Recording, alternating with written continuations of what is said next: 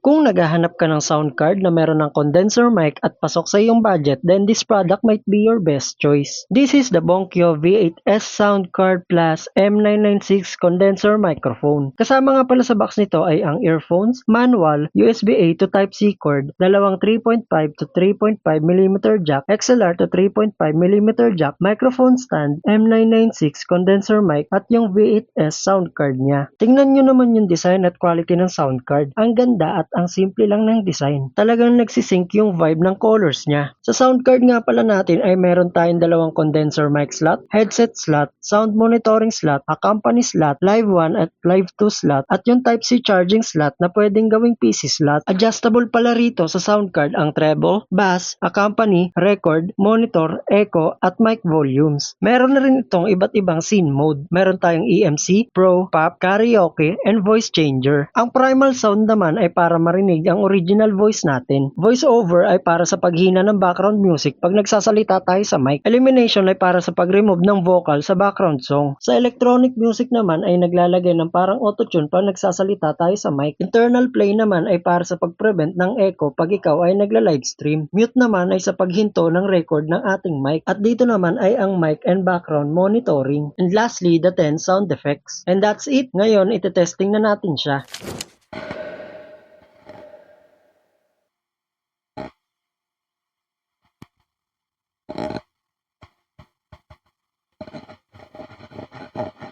Hello, mic check.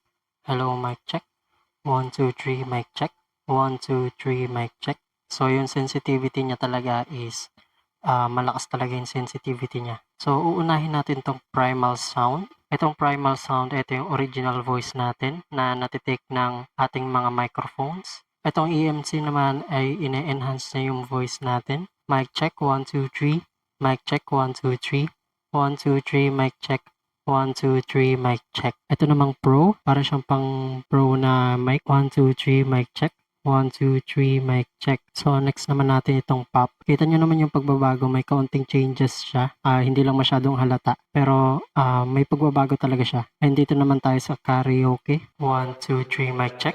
1, 2, 3, mic check. Ayan. So, nakikita nyo yung echo. Malakas na yung echo niya kasi nilakasan na natin ng konti. Pero hindi pa siya yung maximum na echo niya. Ayan. 1, 2, 3, mic check. Again, 1, 2, 3, mic check. So, ayan na yung max echo niya. 1, 2, 3, mic check. 1, 2, 3, mic check. So, lipat naman tayo dito sa kanyang voice changer. So, itong voice changer niya pala ay merong 4 na voice changer. Ang una, itong female voice. As you can hear naman, naging babae yung boses ko. Kiklik pa natin ang isa para sa susunod na sound effect. Ito naman yung sunod na sound effect niya, which is yung male voice. Ayan, 1, 2, 3, mic check. 1, 2, 3, mic check. So, next, i-click na natin ulit para sa next sound effects. Ito nga pala yung sound ng next effect niya. Lolly voice yung pangalan ng sound effect niya. So, ito nga pala yung pangatlo. 1, 2, 3, mic check. 1, 2, 3, mic check. So, click na natin para sa pang-4. Ito nga pala yung pang-apat niya. Ito, tinatawag tong monster voice. 1, 2, 3, mic check. 1, 2, 3, mic check. Again, 1, 2, 3, mic check.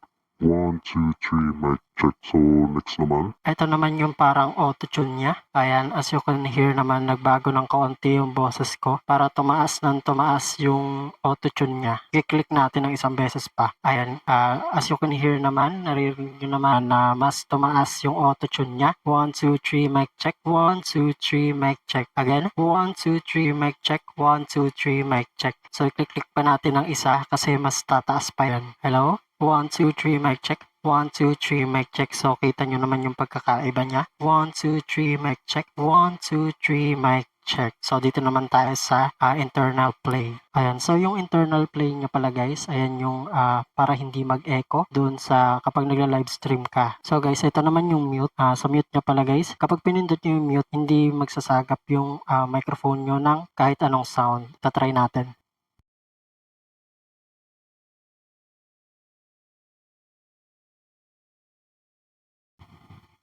As you can see naman kanina, kahit may nare-receive yung microphone natin is hindi natin naririnig sa ating phone kasi nga nakamute siya. So next naman natin ay yung mga sound effects niya. So ngayon titingnan natin kung ano-ano nga ba yung sound effect na itong V8S na sound card. Ito yung una, cheer.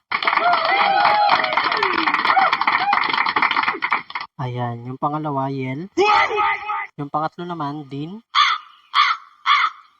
Yung pangapat naman ay laughter. Yung panlima naman is 9277. Ayan. So, yung pang-anim naman is PUBG.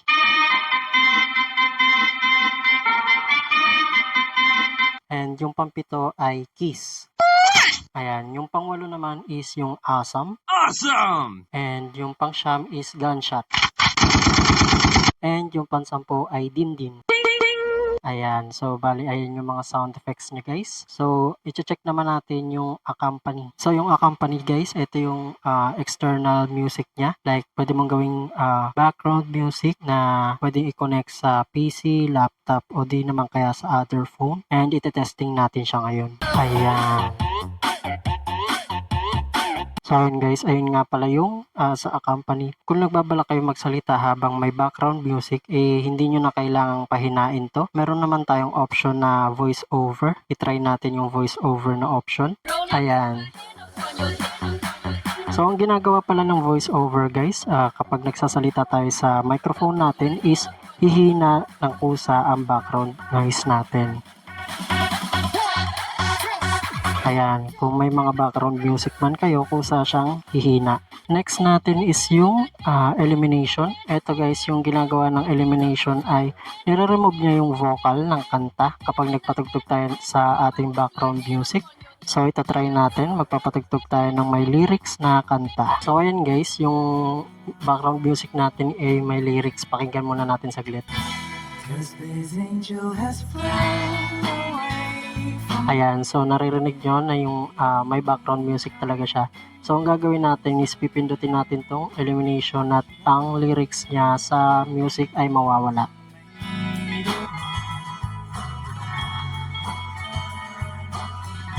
Ayan guys, so narinig nyo naman na medyo nawala yung vocal niya. So yung mga yung naririnig nyo na parang lyrics is parang mga second voice lang.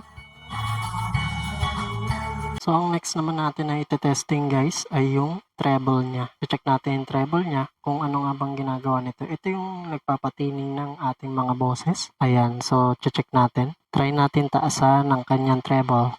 Ayan, 1, 2, 3, mic check. 1, 2, 3, mic check. Ayan, parang tuminis yung boses natin. O, maririnig nyo naman guys. 1, 2, 3, mic check. 1, 2, 3, mic check. Again. 1, 2, 3, mic check. 1, 2, 3, mic check. So, bababaan ko na yung treble para marinig nyo yung difference mula kanina. Ayan.